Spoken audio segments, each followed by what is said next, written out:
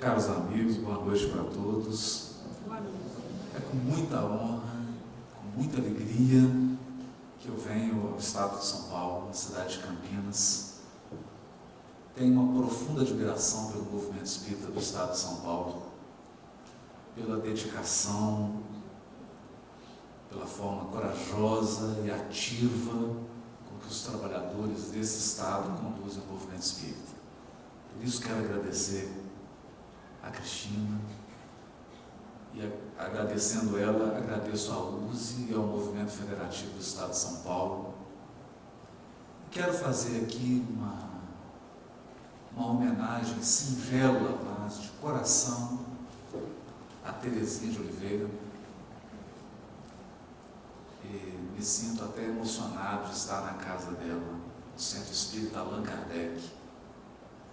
Esse grupo que contou por muitos anos com a sua presença íntegra, com a sua visão honesta, sincera do Espiritismo, que formou tantos corações.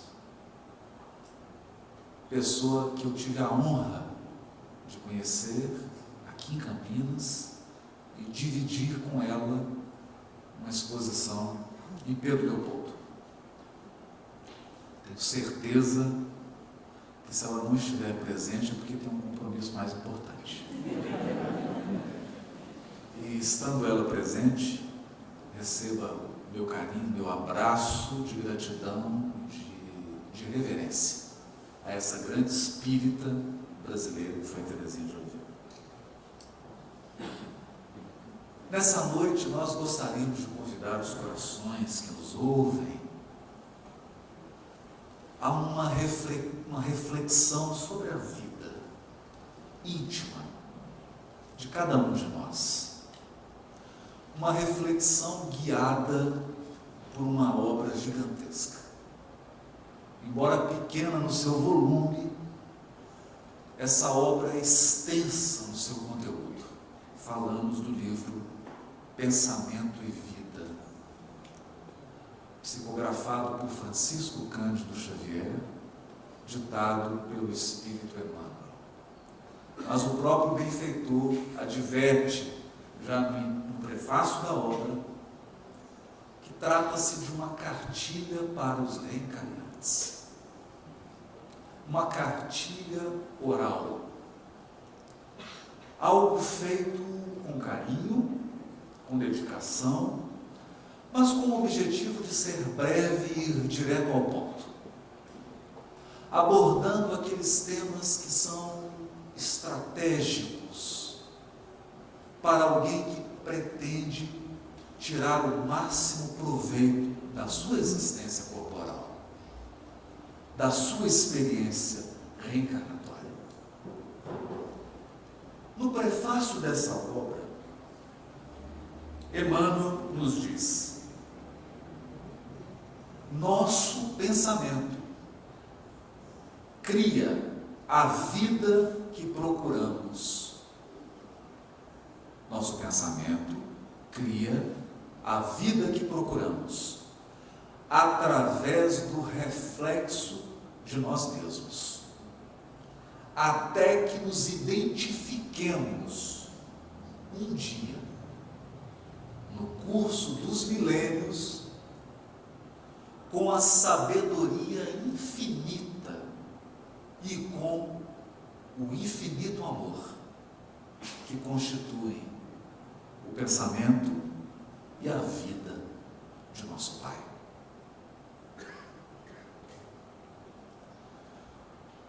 Frase que já dá o tom da conversa. Já deixa claro para todos nós que aquela imagem que tínhamos do Criador, de um grande senhor feudal, ou de um rei medieval, que aponta o dedo e julga as criaturas, ou que estabelece uma linha, uma lista de itens proibidos e de itens permitidos, essa figura não atende mais os anseios do ser humano moderno. as criaturas do mundo de hoje anseiam por uma evolução do pensamento religioso, por uma nova concepção de Deus e das suas leis. Os corações anseiam por um novo tipo de relacionamento com a divindade. É para esses corações que buscam algo diferente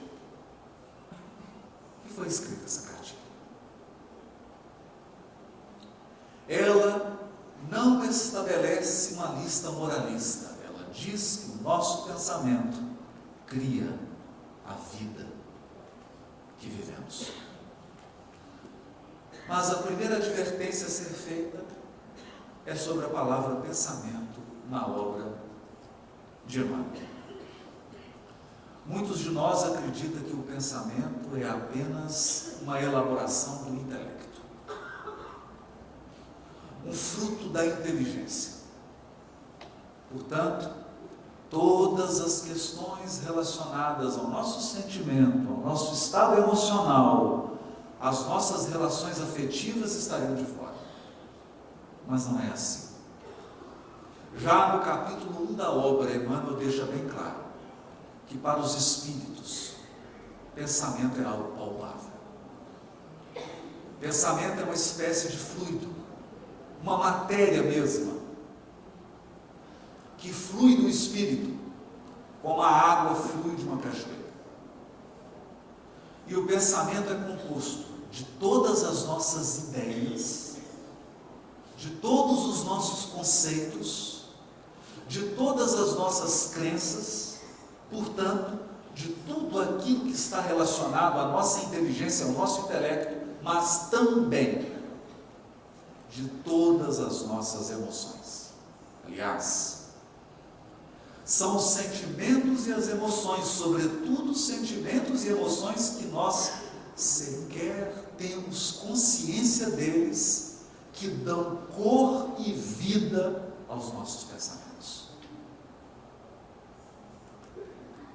O pensamento é um tipo de energia magnética ou gravitacional que repele e atrai tudo que está em sintonia com ele. E o que dá o tom do pensamento é o conteúdo emocional dele, não só intelectual. Por essa razão, quando Emmanuel reproduz essa cartilha oral do mundo espiritual, dizendo que o nosso pensamento cria a vida que procuramos, ele não está dizendo apenas das suas ideias. A proposta é mais profunda. Por essa razão, o Espírito Verdade, do Evangelho segundo o Espiritismo, capítulo 6, o Cristo Consolador, advertiu: espíritas, amai-vos, eis o primeiro mandamento. Instruí-vos, eis o segundo. Na verdade, amando e instruindo, estamos aperfeiçoando o nosso pensamento.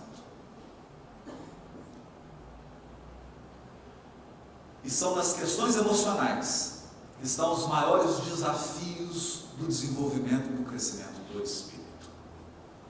A evolução, no fundo, é um processo de identificação.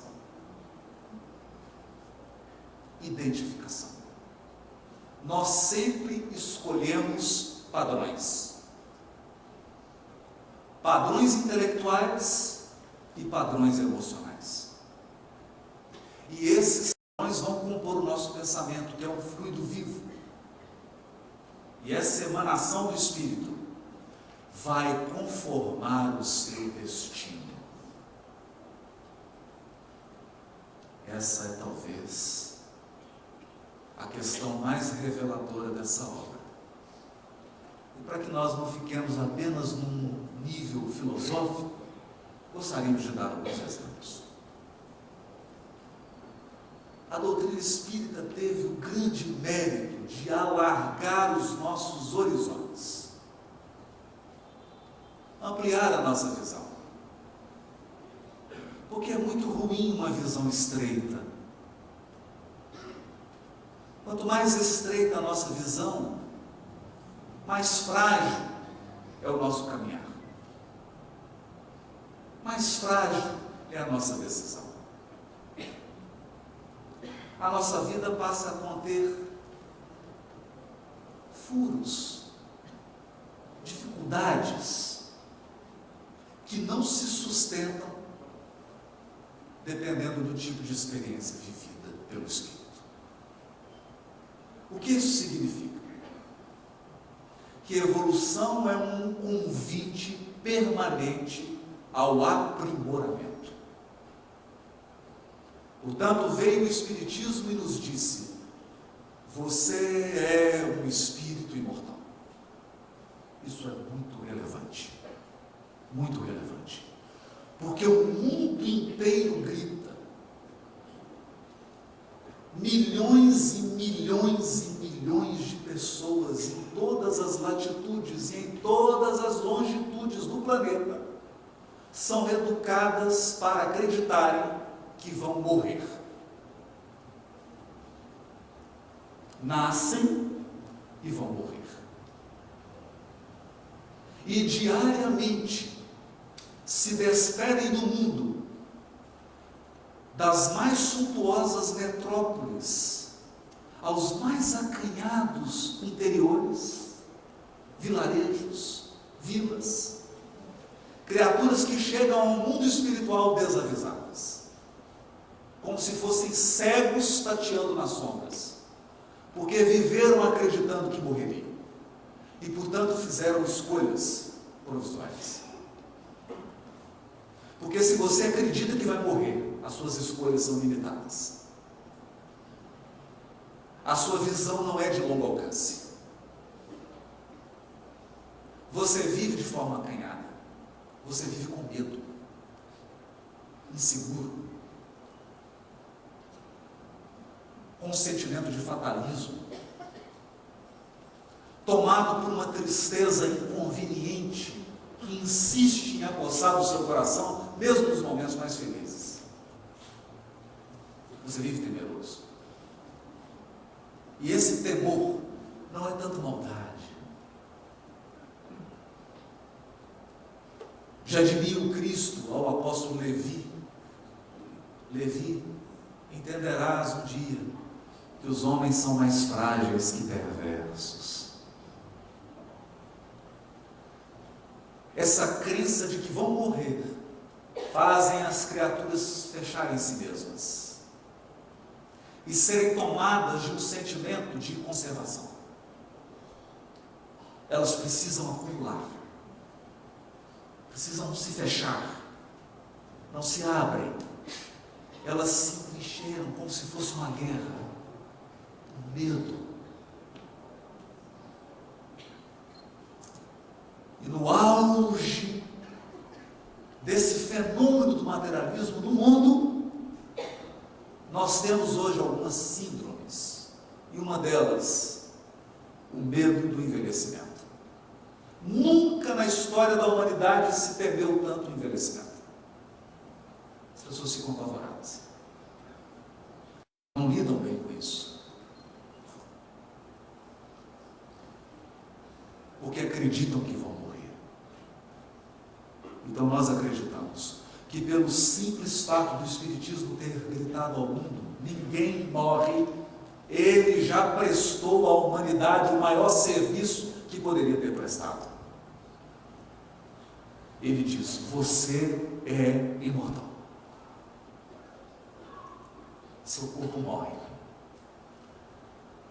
Bom, eu fui autorizado pela direção da casa, pela USE, a dizer isso: todos aqui vão morrer. Inclusive eu. Mas a morte é uma passagem para uma vida mais ampla e mais exigente. Mais exigente. Vamos chegar nesse ponto. Outra questão que o Espiritismo contribuiu para a evolução do pensamento religioso do mundo foi dizer às criaturas: você não teve e não tem apenas uma vida. Então, não perca tempo mas também não seja precipitado. Muitas vezes nós confrontaremos situações e corações que nos trarão problemas que não podem ser resolvidos em uma única vida. É quase uma pretensão louca querer que alguns corações se transformem nessa vida, porque eles vão precisar de muitas. E alguns problemas que nós vamos viver não podem ser resolvidos nessa existência. Então é preciso conjugar resignação e iniciativa. Porque se você tiver só iniciativa, você vai sofrer muito. Porque só iniciativa você vai acreditar que pode mudar tudo. Não pode. Não agora. Mas se você tiver só resignação, você não sai da cama. É preciso equilibrar. Essa visão da pluralidade das existências, das muitas vidas do Espírito, é consoladora, mas ela também é desafiadora. Desafiadora. E o que ela nos desafia? Ela nos desafia se nós estivermos dispostos a ir além da superfície. O que é difícil. Muitos repetem num jargão: esse problema que eu tenho é um problema de karma.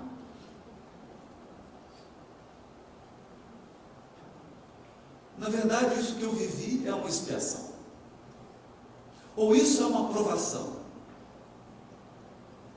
Surge então aqueles que decidiram fazer a viagem da autotransformação. A seguinte pergunta: quando começou esse problema e por quê? Então eu vou dar um exemplo assim, mais simples. Você olha para sua sogra e se pergunta: quando começou esse problema? É uma brincadeira. É uma brincadeira. Você olha para um chefe, para alguém de sua relação, e fala: quando começou esse problema? Mas se você para na pergunta quando, você terá um aproveitamento desse ensinamento reencarnação muito limitado.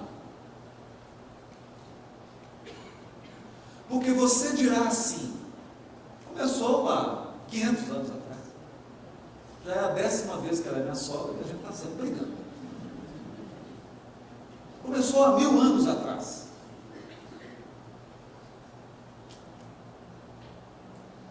E se contentará com uma resposta que é numérica.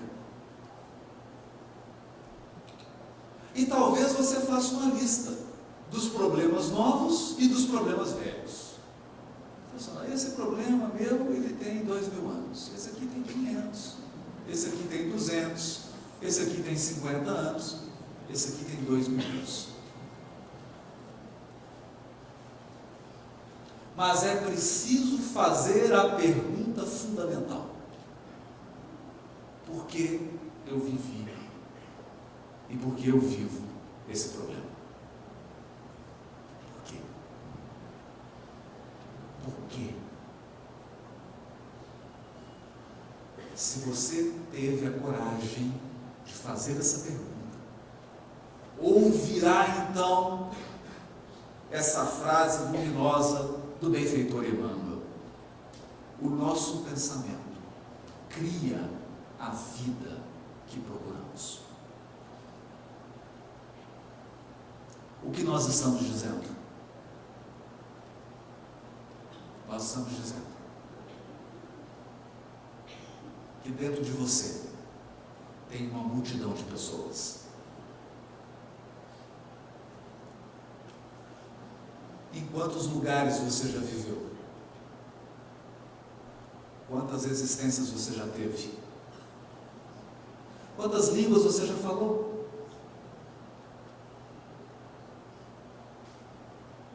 Com quantas pessoas você já se relacionou?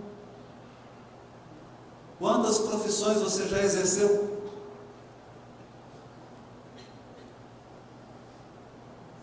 A pergunta difícil de ser respondida é: quem é você? Você é a atual personalidade de hoje?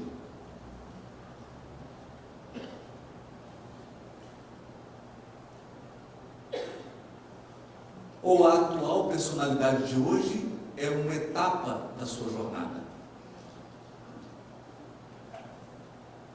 Então,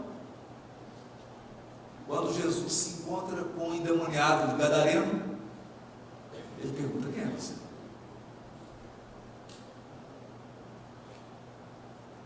E eles respondem: meu nome é Legião, porque somos muitos. Nós também. Nós somos muitos. Muitas experiências, algumas felizes, algumas mais tristes, algumas memórias, alguns complexos, algumas coisas que você não quer se recordar, outras que você faz questão de reviver, algumas coisas das quais você quer se afastar e foge, outras para as quais você caminha sem saber, porque quer reviver. Mas em meio a essas múltiplas personalidades, fruto da pluralidade das nossas existências, eis a questão: há alguns padrões. Alguns padrões.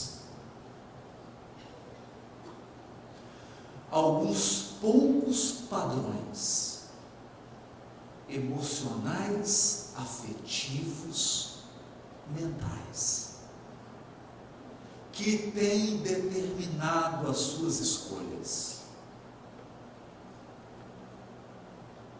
que têm conformado a sua vida, que têm estabelecido limites, limitações, talvez prisões.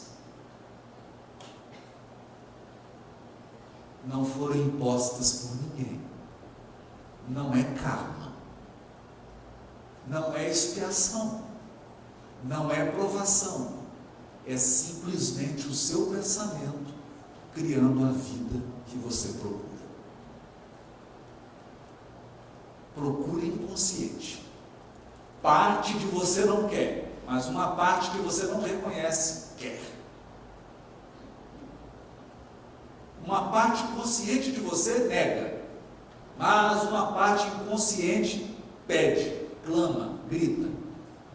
E você acaba repetindo padrões. Repetindo padrões. Padrões nos relacionamentos. Padrões nas suas escolhas. Padrões nas suas atitudes.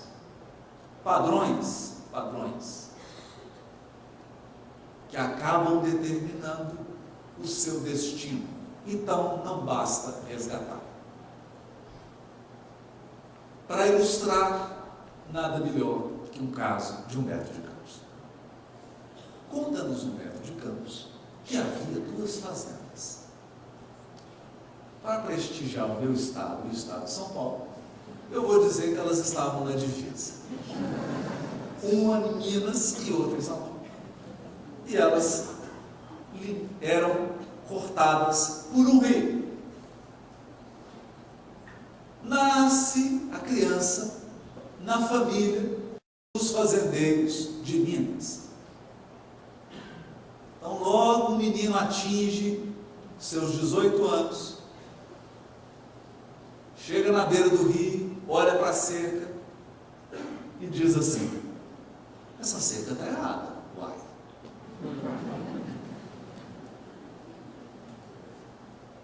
Essa cerca está errada. a nossa propriedade não para aqui. Ela vai para além do rio. E o que faz? Muda a cerca. Briga entre as famílias, tiroteio, ele mata e morre com um tiro. Chega no plano espiritual. E agora? Os espíritos avaliam, reúnem as duas famílias, vamos resolver esse problema. Quem estava na família de São Paulo, nasce na família de Minas. Quem estava na família de Minas, nasce na família de São Paulo. Nasceu ele do outro lado, agora da fazenda de São Paulo. Criança inteligente, ativa, chega aos 18 anos, vai para a beira do rio e olha, essa cerca está errada.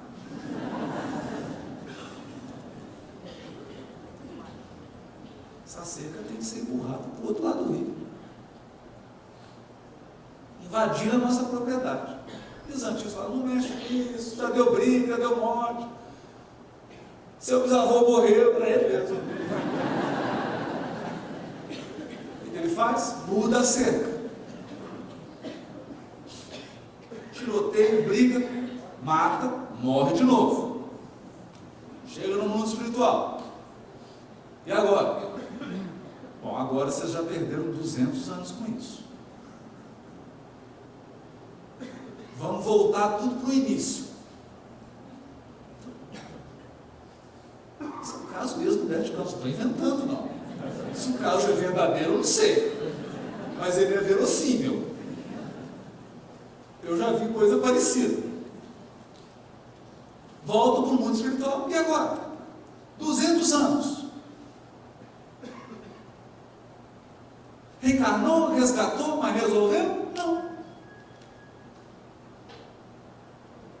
Porque viveram a experiência, mas o pensamento não mudou. Quando nós dizemos pensamento, na linguagem de Emmanuel, os padrões emocionais, afetivos e mentais mudaram.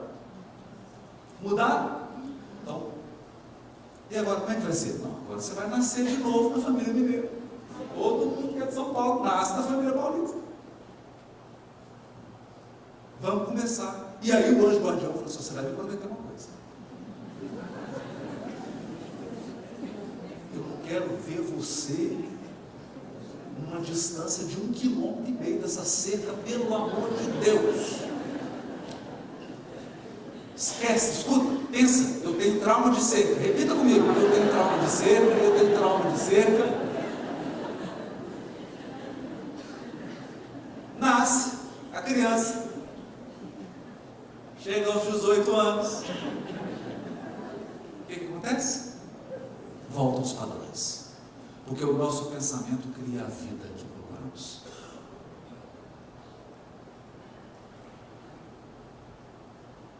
O menino vai visitar a cerca. Essa cerca está errada. Nesse dia ele dorme, tem uma reunião no plano espiritual, inclusive com o anjo guardião, com o espírito protetor. E aí eles contam para ele, olha, isso não é brincadeira. Você já matou, já foi morto, 2 encarnações já se foram. Esquece esse assunto, pelo amor de Deus. Mas qual é o padrão? A conduta é fácil, nós identificamos. Ele chega e muda o limite. Mas qual é o padrão emocional? Nós podemos fazer algumas especulações. Será que não se trata de um espírito que não se contenta com o que tem? Você conhece alguém assim? Eu conheço. Vive comigo. Só eu mesmo. Será que não se trata de alguém que não consegue sentir gratidão pelo que conquistou?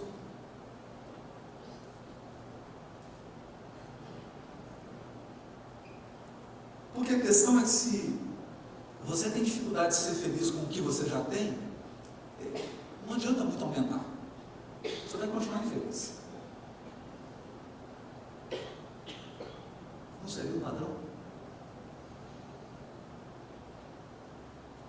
Nós podemos pensar no outro, padrão da transgressão. O indivíduo gosta da adrenalina de transgredir. Não, eu gosto de empurrar, vai fazer a coisa errada. Só para ter emoção. Não, mas você vai desencarnar, não, mas é bom, né? Encarna, resgata. Essa adrenalina eu gosto. É um padrão. É um padrão emocional. Que vai levando o espírito a repetir experiências ao longo dos séculos.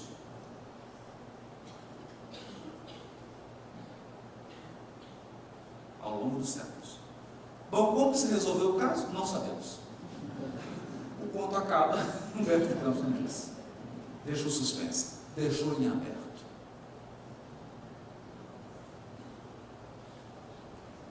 Qual então o convite da evolução espiritual? O convite da evolução espiritual é identificarmos o nosso pensamento com o pensamento de Deus, que é de infinita sabedoria. Isso significa que o Criador dirige a criação com infinita sabedoria. Então, não tem amador.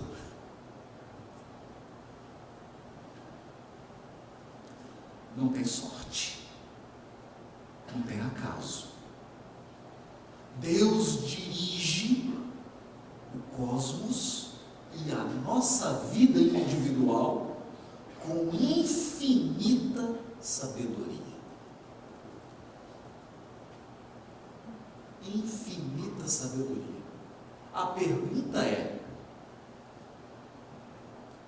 nós temos adotado a sabedoria em nossas escolhas?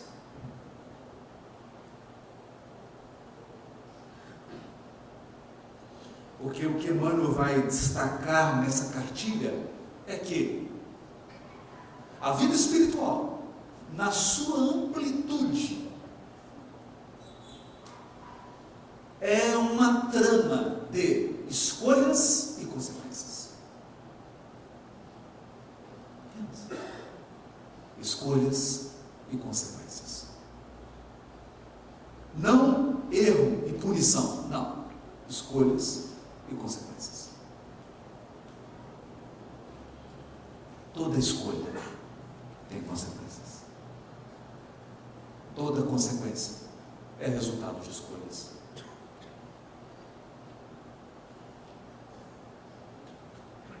Algumas consequências são fruto de escolhas anteriores, mas são escolhas. São escolhas.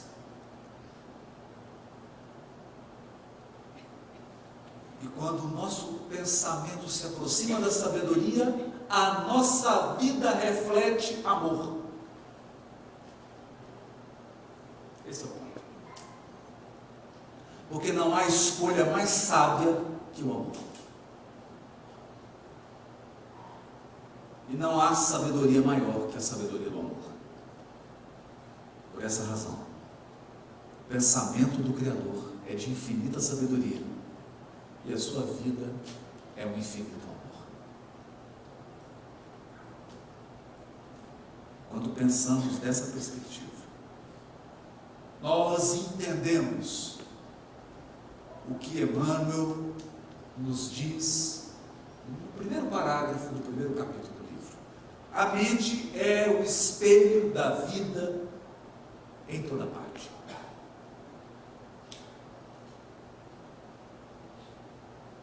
O que nós concluímos disso? Algo difícil de aceitar. Toda a sua vida, tudo o que te acontece, todas as suas relações, são um pedacinho de você mesmo.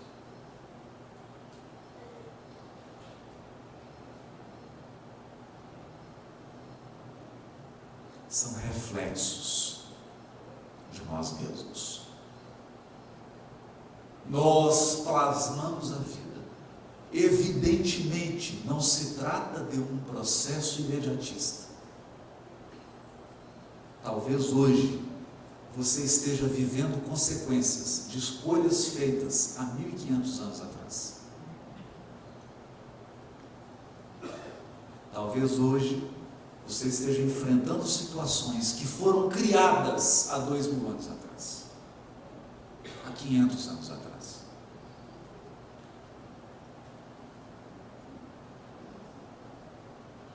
Porque a lei divina é pedagógica, ela jamais vai te apresentar um problema que você não seja capaz de solucionar.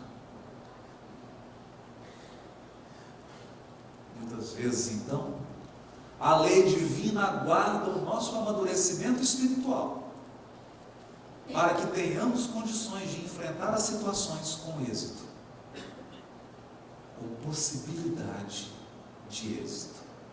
Embora o fracasso esteja sempre nos rondando, mas com possibilidade de êxito. Caso contrário, o Criador não seria um pedagogo, não seria um educador. Não teria o infinito amor, e Ele tem. A mente é o espelho da vida. Nós nos refletimos mutuamente uns nos outros.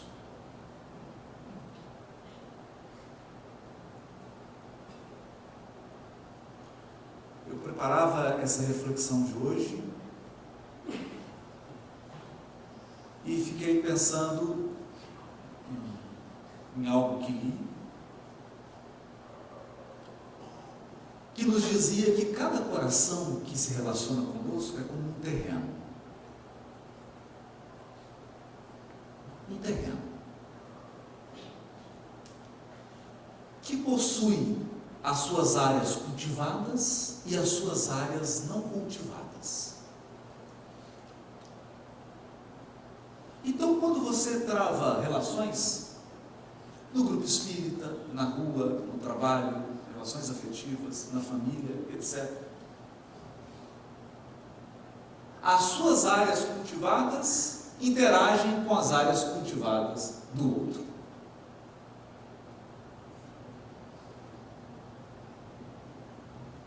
E daí podem surgir afinidades profundas ou aversões. Podem surgir. Isso é a parte mais evidente. Então, você é mais paciente e o outro é mais ansioso. Você é mais ansioso, o outro é mais paciente. Como a vida tende para o equilíbrio, se você é muito paciente, você vai ter muitos ansiosos ao seu lado. Se você é muito ansioso, você vai ter muitos pacientes ao seu lado. Porque ambos precisam aprender o equilíbrio. Se você é muito ativo, estará cercado de pessoas mais passivas. Se você é muito passivo, estará cercado de pessoas ativas. Deus é pedagogo. E geralmente Ele faz isso na família. Não tem jeito de fugir da lição. Mas há um aspecto menos evidente. Todo coração possui áreas não cultivadas.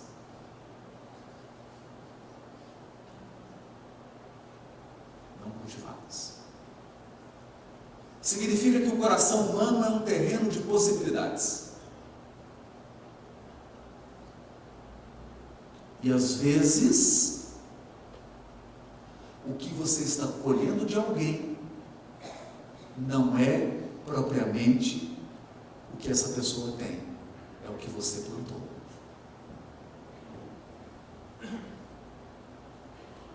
É o que você plantou. Então nós temos indivíduos que são extremamente grosseiros e agressivos. Ele vai encontrar alguns corações que são grosseiros e agressivos como ele. E aí geralmente ele vai dizer, nossa, fulano é tão agressivo.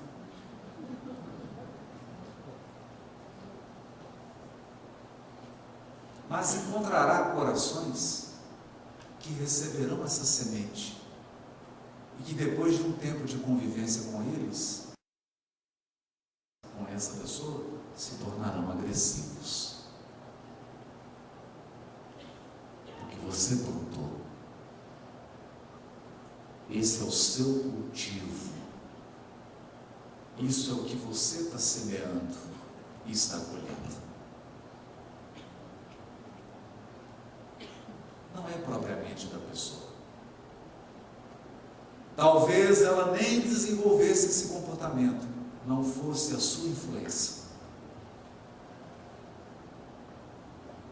Isso significa dizer, e Emmanuel vai dizer, que essa pessoa está funcionando para você como um espelho.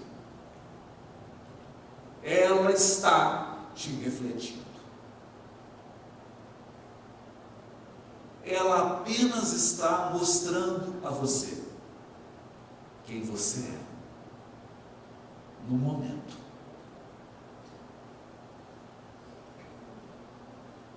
As criaturas refletem-se reciprocamente. Refletem-se reciprocamente. Daí então, prossegue Emmanuel, dizendo que a nossa mente ergue-se na terra para Deus sob a égide do Cristo, a feição do diamante bruto. Ergue-se. Nesse sentido, quando o Espiritismo aponta o Cristo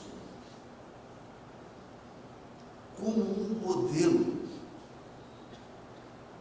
ele ultrapassou a concepção tradicional de religiosidade.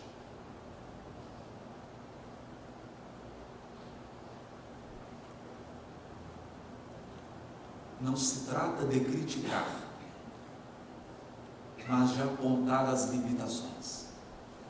Durante muitos séculos, nós olhamos para o Cristo crucificado e o adoramos. E o reverenciamos. E nos entregamos a rituais para honrar a sua memória, para reavivar a memória dele. E encaramos o Cristo como algo extremamente distante de nós. Foi uma experiência, foi um degrau da nossa ascensão evolutiva. Hoje, a doutrina espírita faz um convite profundo a cada um de nós. Ela não propõe que nós percamos o respeito, a reverência, a gratidão, a memória, o amor, o carinho pela figura do Cristo. Mas ela nos pede um passo adiante. Ela nos pede no sentido de conformação, de reconstruir-se, de aproximar o nosso pensamento, as nossas ideias e os nossos sentimentos ao padrão do Cristo, para que a nossa vida passe a refletir padrões da vida do Cristo.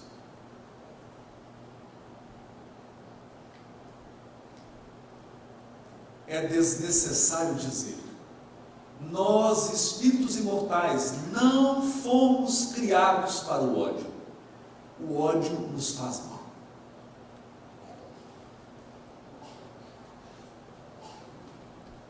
O ódio nos perturba psiquicamente.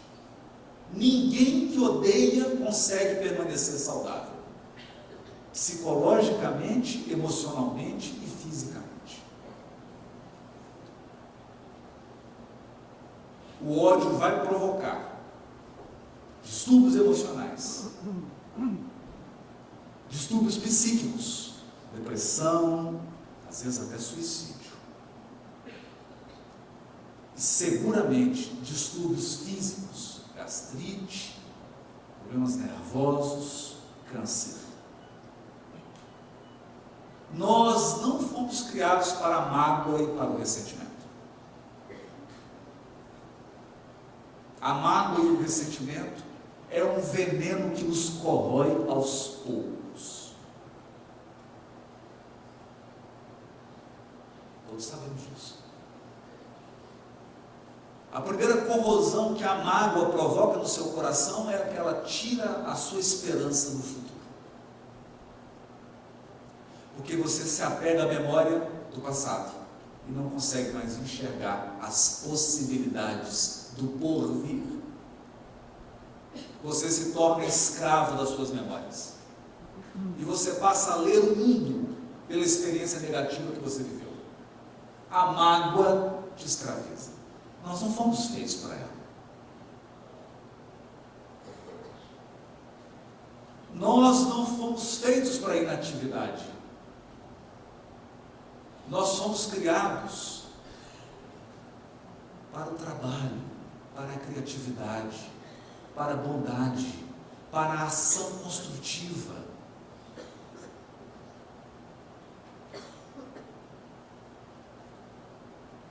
Esses são os padrões do Evangelho do Cristo. E na medida em que nós nos aproximamos desses padrões, ou melhor, na medida em que incorporamos esses padrões à nossa vida, vamos experimentando a cura. Não se trata de uma cura física. Trata-se de uma cura profunda, de uma mudança de valores, de uma mudança de postura diante da vida espiritual, como um todo, não só da presente vida.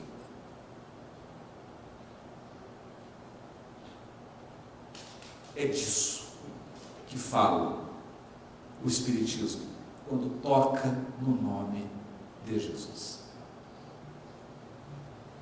Por essa razão, que nós nos recordamos aqui, saudosamente, das apostilas de Teresinha de Oliveira, estudando ali as passagens do Evangelho, recolhendo lições daqueles fatos aparentemente insignificantes.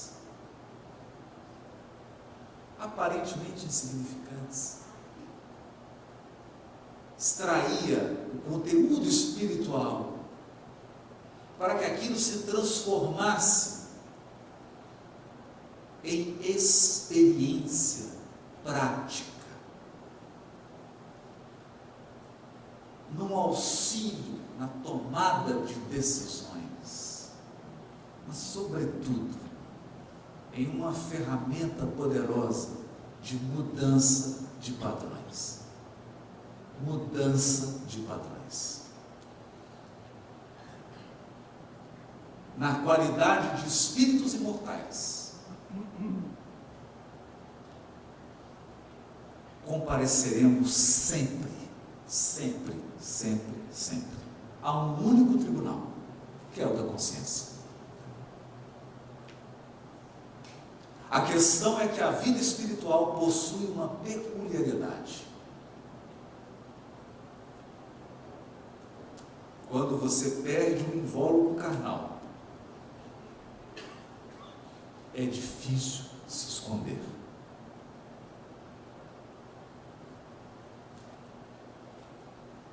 Uma das características do mundo espiritual é que ele te mostra do tamanho que você é. Exatamente como você é.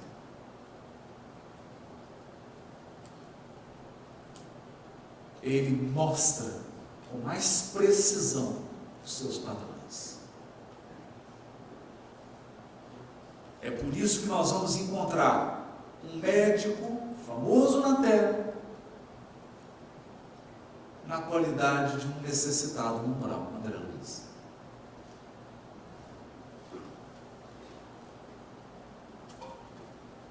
Porque viveu nos elementos exteriores, mas não se percebeu. Não se olhou. Não cuidou de si. não se avaliou.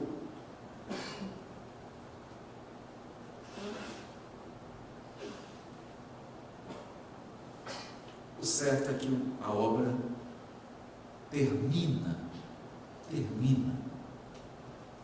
com um capítulo amor. Para dizer que nós estamos todos mergulhados no infinito amor de Deus.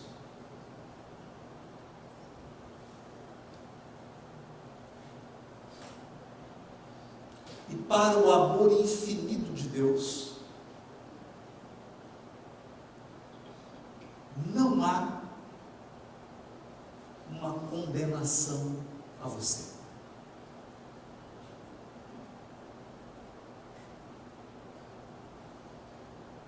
O amor infinito do Criador não te condena. Ele te enxerga. É diferente. Ele não aponta o dedo, ele te devassa. Te descortina. Tira os véus. E te auxilia a ver.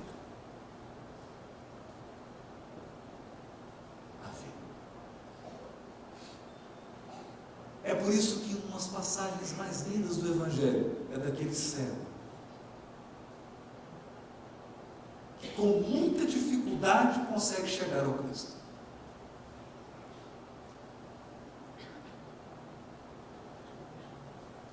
Como todos que acreditavam que os seus males eram físicos apenas, procuravam o Cristo para serem curados fisicamente. E a maioria regredia. Era curado e voltava a adoecer. Mas esse chega diante do Cristo. E bastava Jesus, na sua sabedoria, no seu olhar, capaz de sondar os corações. O que Jesus poderia fazer? Não precisava ele dizer nada. Passava Jesus curado.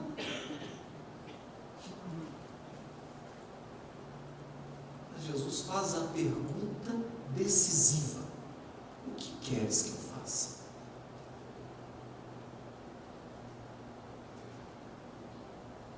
O que você procura? O que você procura?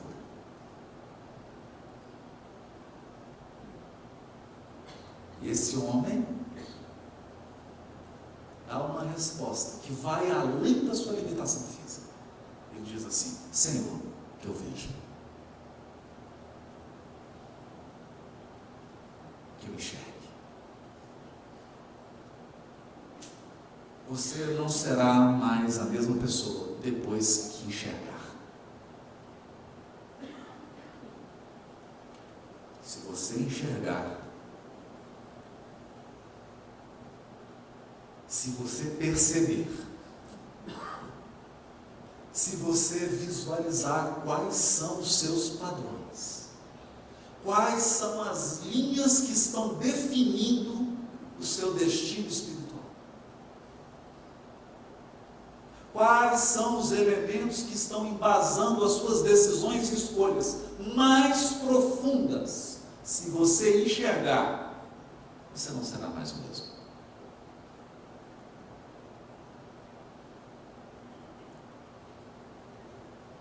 Alguns talvez estranhem a proposta do Espiritismo, porque ele não proíbe nada. Mas espera tudo. Espera tudo de nós.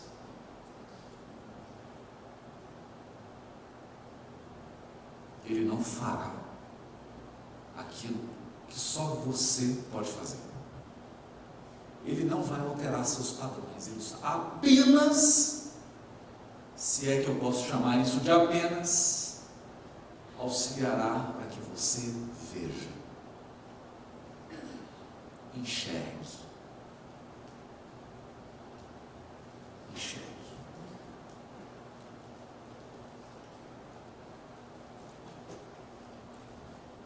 você vir,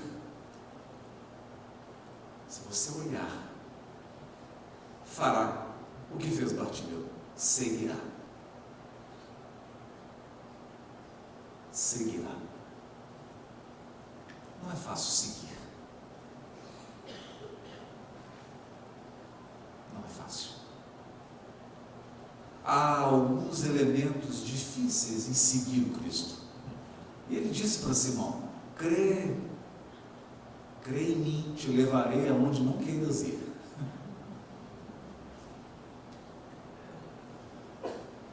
Que nós falamos assim com a boca tão boa, o Cristo é o guia,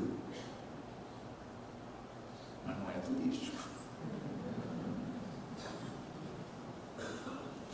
Vai nos levar por caminhos que a gente não quer ir.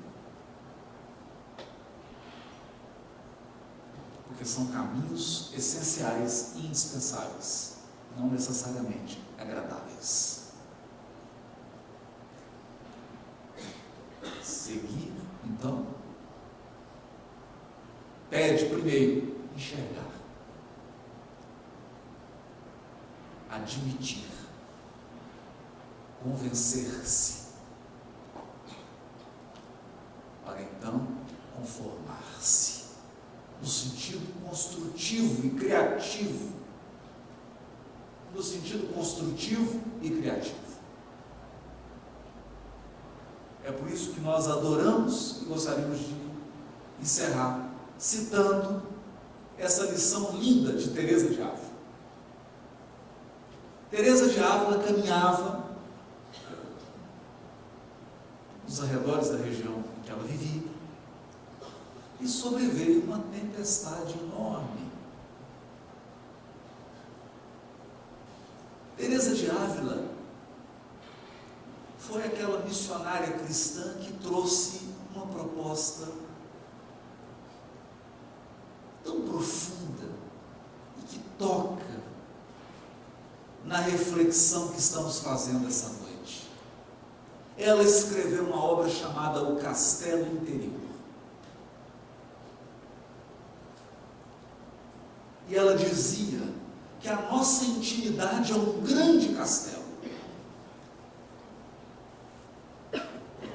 Naqueles cômodos mais extremos estão os bichos peçonhentos.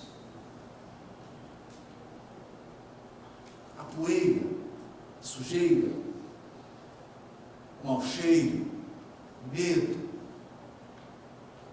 É o nosso ego, como diz a benfeitora Joana de Ângeles. O ego. Com seus medos, com seu egoísmo, com seu orgulho, com seus padrões superficiais. Mas quando você vai se aproximando, há no centro um cômodo luminoso, que é o local em que você se comunica com Deus. Onde Deus fala com você. Fala como? Não com palavras. Fala despertando em você sentimentos. Sentimentos que te dão a certeza de que você está no caminho certo. É assim que Deus comunica. Mas para chegar nesse centro, diz Teresa de Ávila, quanto mais você se concentra, quanto mais você se conhece, quanto mais você olha para dentro de você, na medida em que você se esforça por se conhecer, surge a louca da casa. A louca da casa é uma doida varrida que mora dentro de você e que assim que você deseja se conhecer, ela começa a bater panela, gritar e fazer o maior escândalo. É mais ou menos assim. Começa a reunião e todos dizem, vamos fazer a prece. Pai de infinita bondade, você está assim, amanhã tem que pagar a conta de luz. Está vencida, é a doida da casa.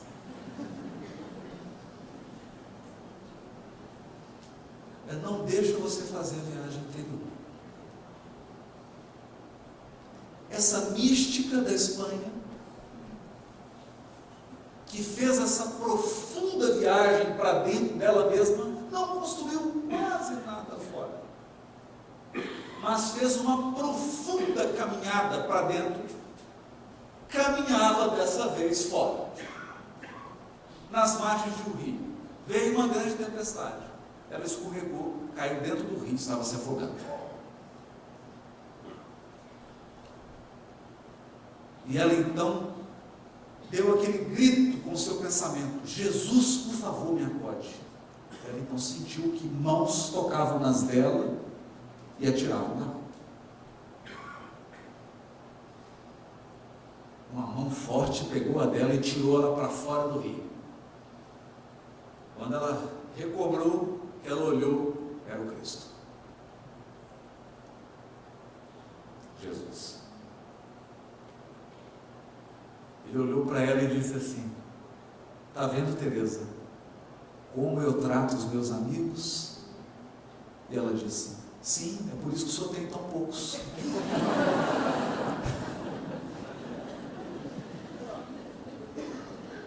Essa conformação criativa,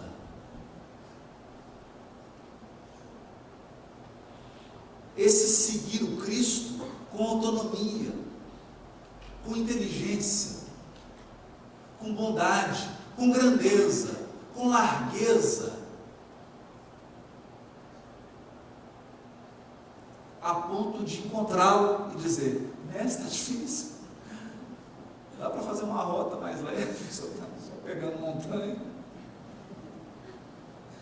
Mas um sentimento de entrega, de transformação. Porque no fim de tudo, ter construído fora lhe traz méritos e intercessões. Porque todo o bem que fazemos será nosso advogado em algum lugar. O menor gesto de bondade irá nos defender. Mas não basta. O que garantirá a nossa estabilidade e a nossa real felicidade é aquilo que foi construído na nossa intimidade.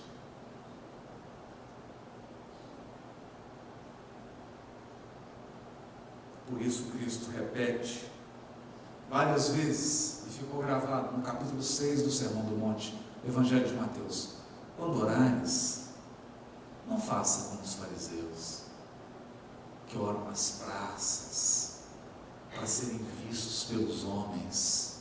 Entra no teu aposento secreto e ora a Deus em segredo.